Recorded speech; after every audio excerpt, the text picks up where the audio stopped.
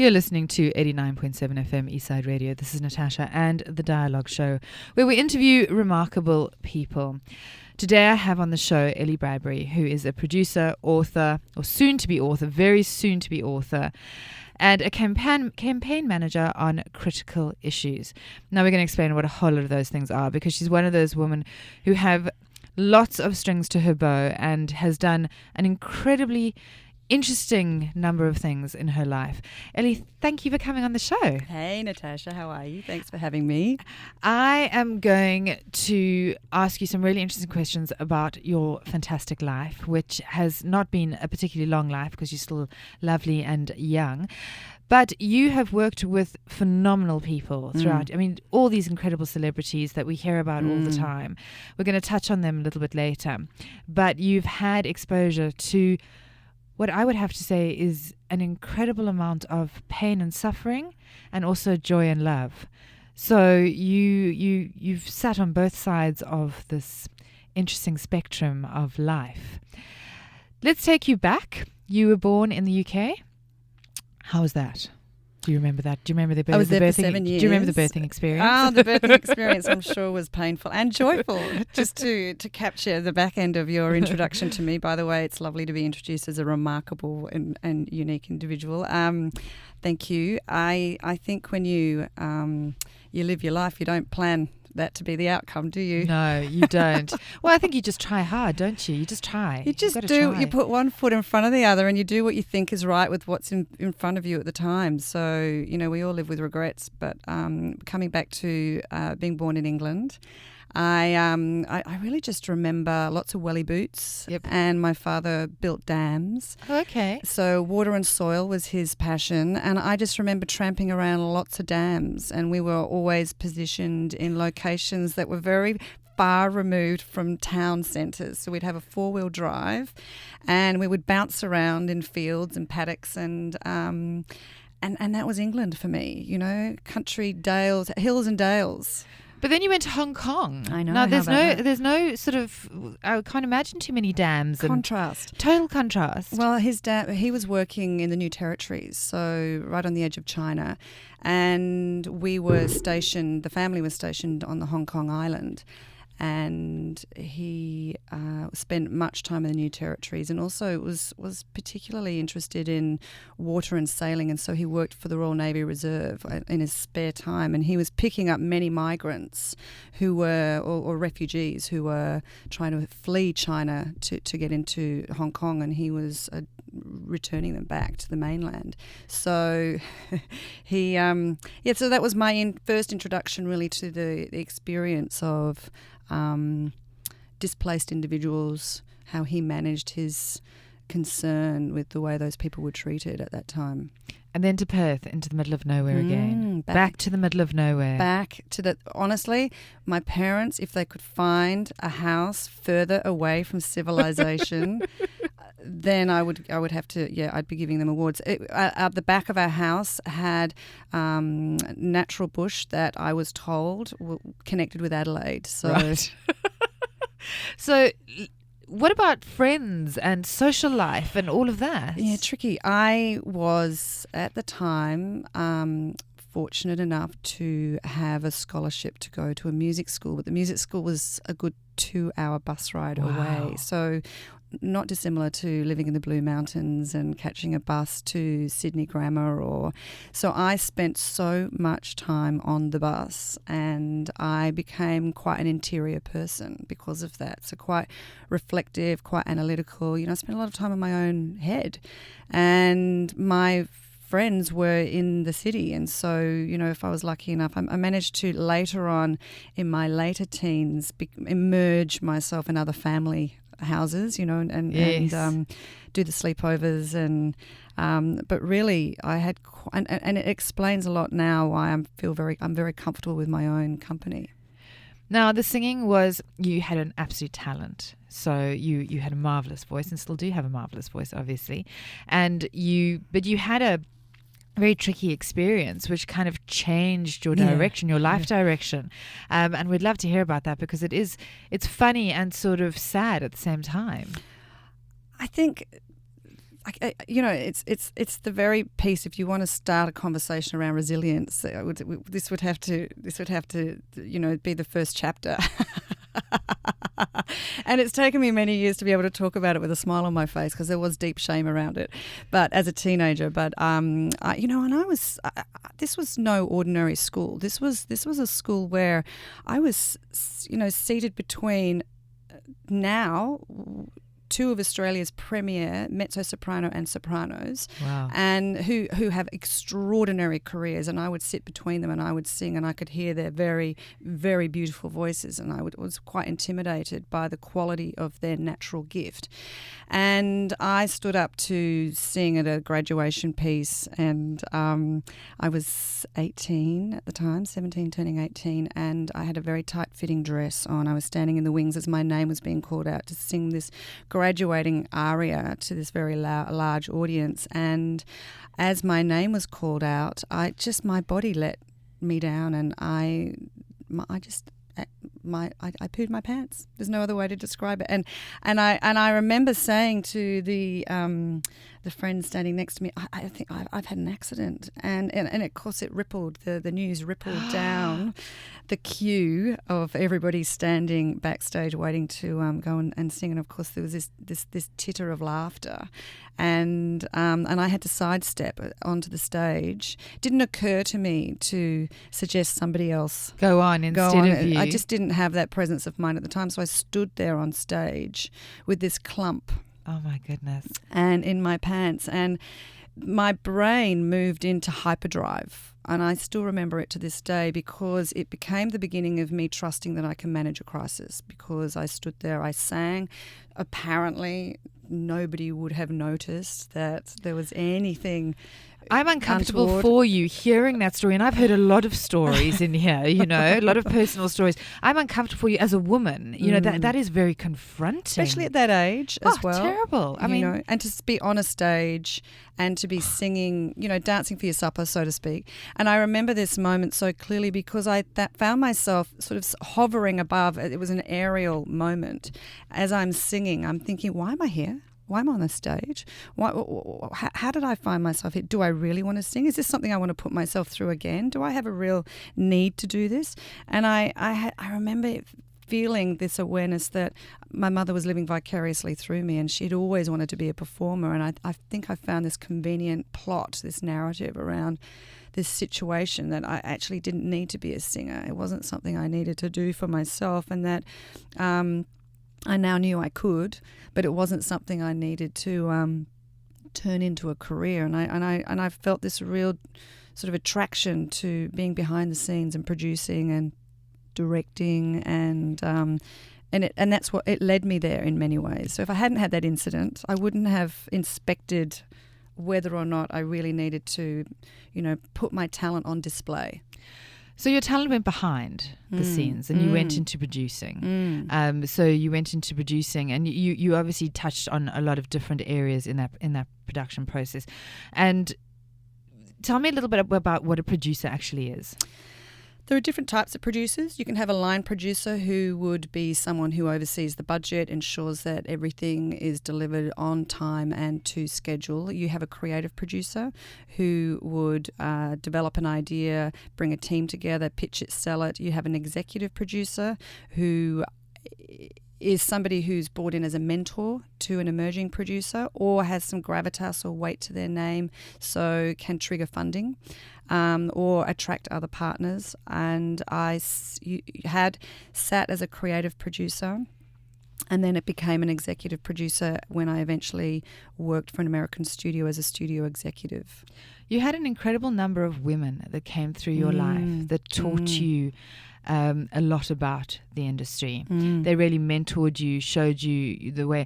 How interesting was it learning, because it's quite male dominated in a lot of ways, that industry, and obviously it was a few years ago that you were doing this. So how was it learning from women, and what did you get out of that? I saw them battle.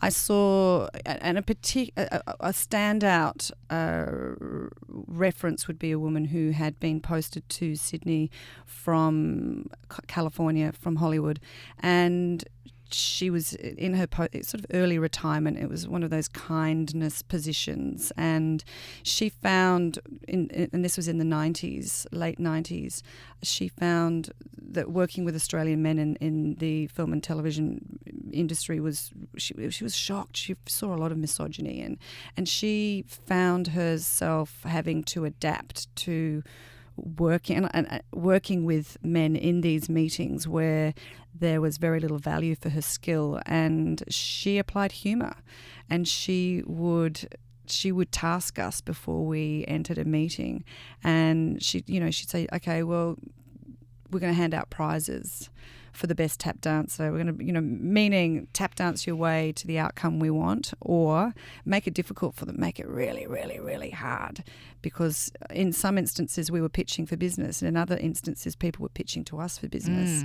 And so she found, she really deployed humour, but she fought hard. And one of the scenarios that stands out as most prominent would be exiting an IPO meeting, and she said to me, we lost them in the meeting. I said, how do you know? And she said, because you do not ever address a round table of men, executive men, with "I feel." You tell them what you think. I find that really interesting. It's a very clear statement, and actually, if you think about it, it's true. Women do everything with feeling, and men are quite clear about what result they're looking for. And we need to change our language. If our language changes around that emotive stuff, then I think we're probably going to land up playing on the same field. Now, interestingly enough, so it was Columbia TriStar that you worked for, which was an American company, and you did a lot of work. You learnt a lot through that process, and you also you got married. So career woman who actually got married, which is sometimes not, and also had a child. You have a son, and how did you meet your husband? I had met my husband 6 years before I married him. So I was a casting director, and I was in London on a mini-series, and I had cast him in that mini-series. And it was a case of observing him in the role. I didn't like the character he played at all, at all. He was very convincing. He was a real Lothario, a real rogue, and he was also playing a love interest to a really good friend of mine. So I really didn't pay much attention to him at all, and I think the character he played really marred my capacity to really enjoy who he was. And he was so persistent. He was really persistent, and he'd stand outside my hotel room. I remember coming back to my hotel room, and he was asleep outside the hotel room. Oh, wow. Yeah. He fancied the pants off you. It seems. And he just said, but why won't you go out for dinner with me? I said, I'm not going out for dinner with you. I'm not doing that. There was this real thing, and it probably still is in film and television. You don't engage with individuals on a shoot, on location. You got to see whether it can go outside of that, absolutely, because you're in a false sort of environment, aren't you, on a location?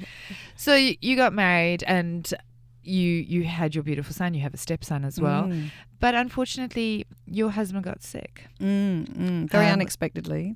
Quite a few years into your marriage. I mean, you've been together for a very long time, and.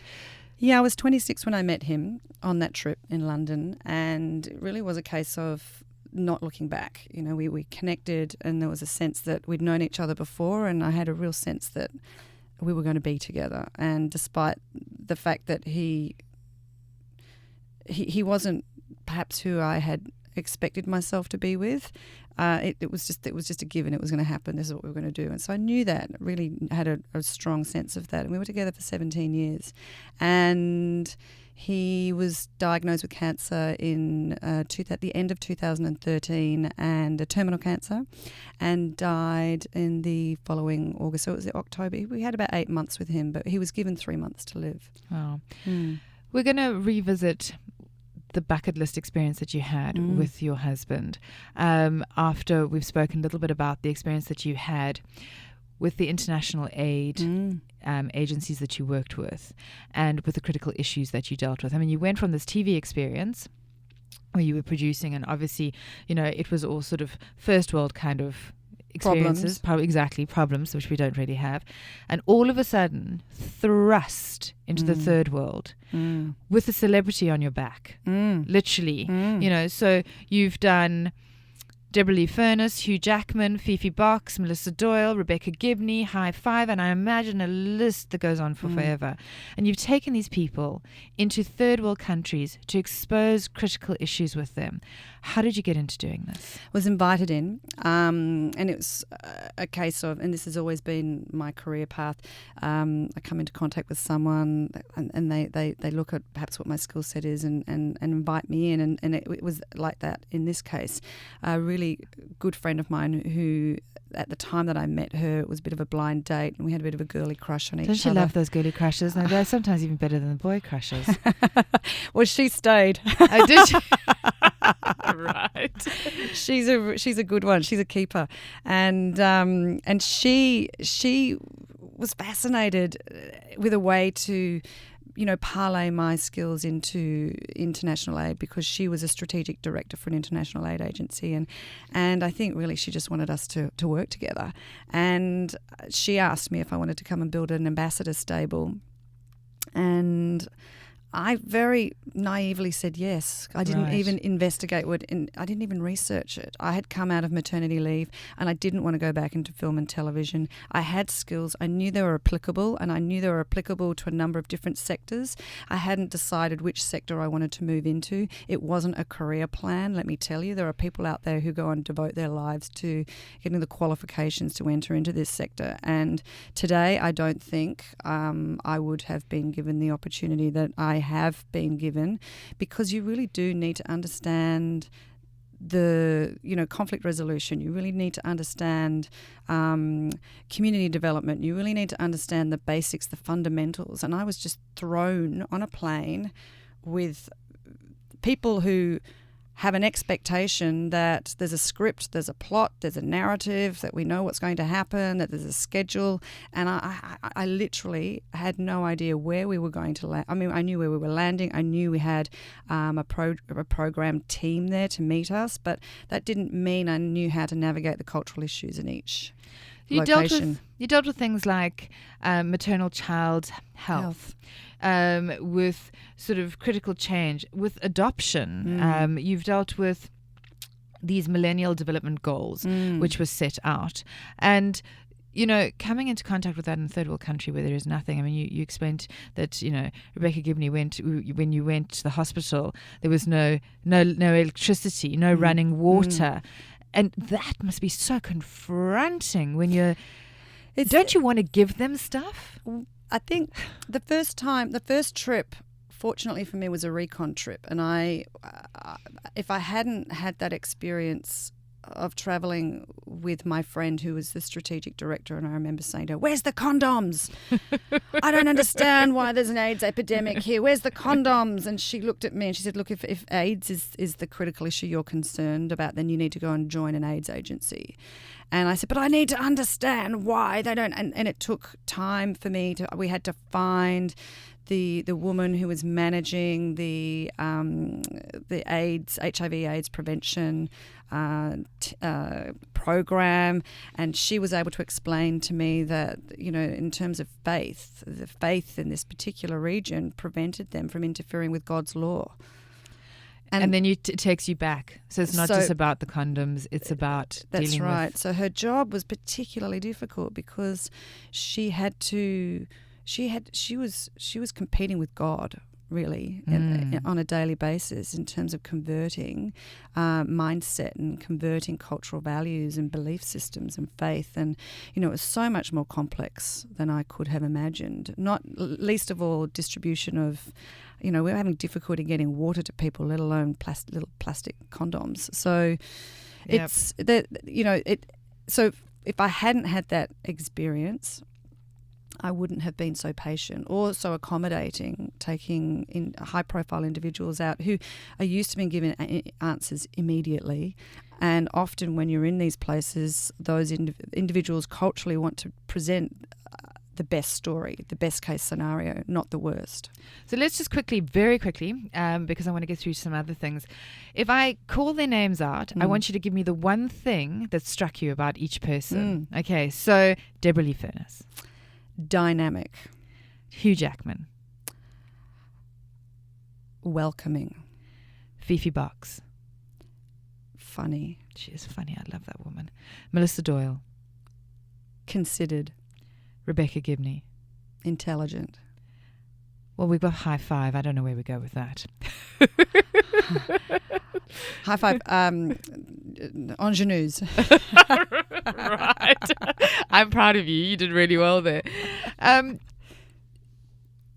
When your husband was diagnosed with this terminal cancer, you decided to go on a bucket list trip through Europe and obviously experienced a first world experience as opposed to the aid experiences. Took the 2 children with you and ticked off boxes as you went. It must be very difficult doing something like that because you're grieving at the same time as living. Didn't have time to grieve at that point. Didn't you? I didn't understand what grief was at that point. I had no concept of it. I was in shock. It was a shock and awe tour, and I had often referred to myself in my job as with the ambassador program in international aid as a tour guide of shock and awe. I was touring profile people on these shock and awe trips, and I used to there was a little wry smile about it, and then all of a sudden, my family became the shock and awe tour as we, manoeuvred ourselves around Europe, and he particularly wanted to go to Europe, and there were specific places he wanted to visit, and the doctors had said to me, this is a kamikaze trip. He's going to die on the road. And I thought, well, you know what?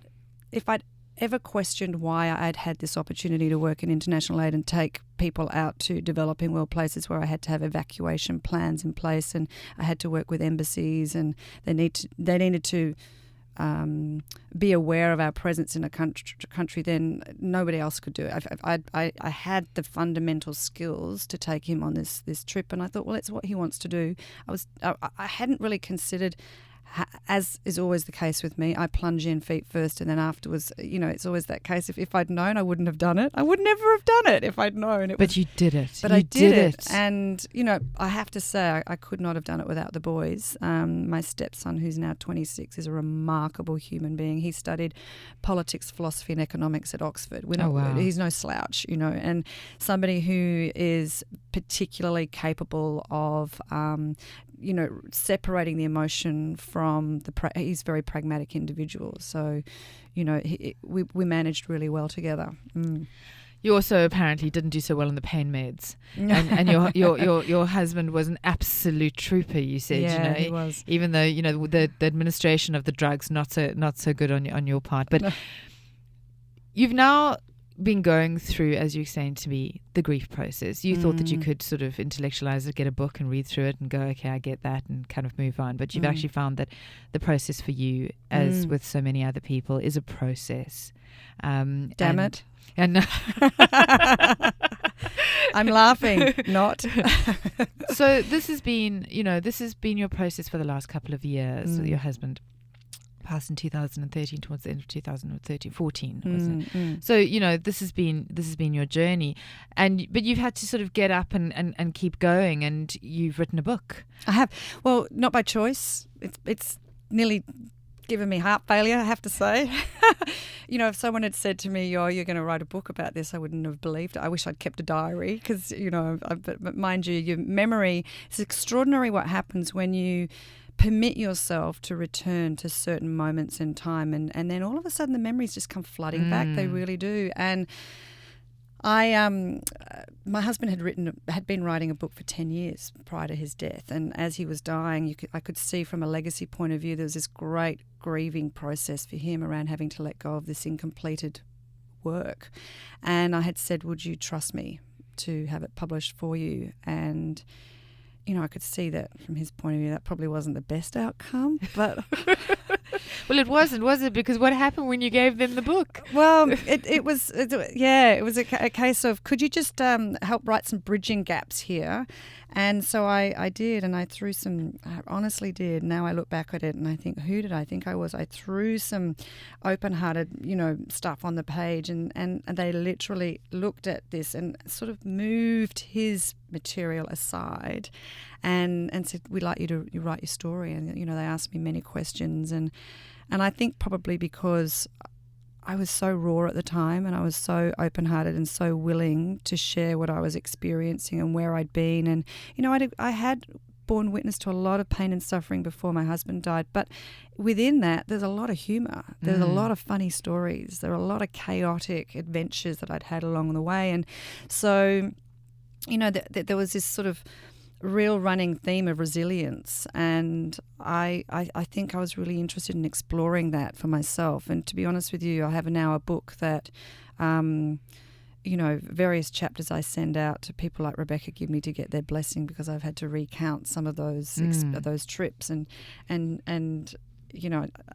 I think that's the only appropriate way to move forward when you're writing a book. And she called me back to say, okay, I want to be in the next one. Oh, really?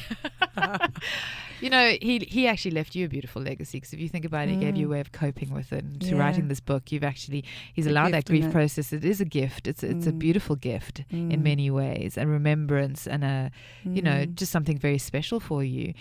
Now, we've unfortunately come towards the end of the interview, and we haven't touched on the very last thing. So in one sentence, in one very quick sentence, let's just touch on the fact that Baby Animals are going to be doing a Rock the House event in Indonesia. Well, you're linking up with another. I am. So I was invited by Habitat for Humanity to come in and build a bit of a vehicle to engage the Australian public around sustainable housing, which is another critical issue. And I was with Suze Damaki, who's the lead singer. She's an iconic rock and roller for way back in the 80s. And she has the word home tattooed across her wrist, and she donated the song that she'd written called Homeless. And so I said, well, why don't we go out to Indonesia, and one of the closest locations to take her to, really come and understand what sustainable housing is and community development. And I got her there, and we sat with a chief, we went around and we met families. And I remember sitting with a woman who's 85. She'd been born and raised in this, what I would call a shack. And as I said to her, if you would, sorry? That's keep going. How's your house changed? And she said, every time there's a storm, I have to rebuild it. And so Suze at that point said, I'm going to bring volunteers back to build houses for this community. And so we now have 150 people registered to come back with us. I think that's absolutely in phenomenal. October. It's really, really fantastic. We've come to the end of the interview. It's so sad, because I think I could carry on talking to you for ages. There's so much that I haven't. There's so much I haven't plundered through, and so many things you've done that I haven't experienced, and we're not going to be able to share. But thank you so much. Thank you for being so open. Thank you for inviting me. And so honest, and just really sharing this wonderful, wonderful journey that you've had with us. And good luck with the rest. And I look forward to being friends with you and thank you seeing so much. how you progress. You are listening to The Dialogue. We will be back next week with another incredible interview.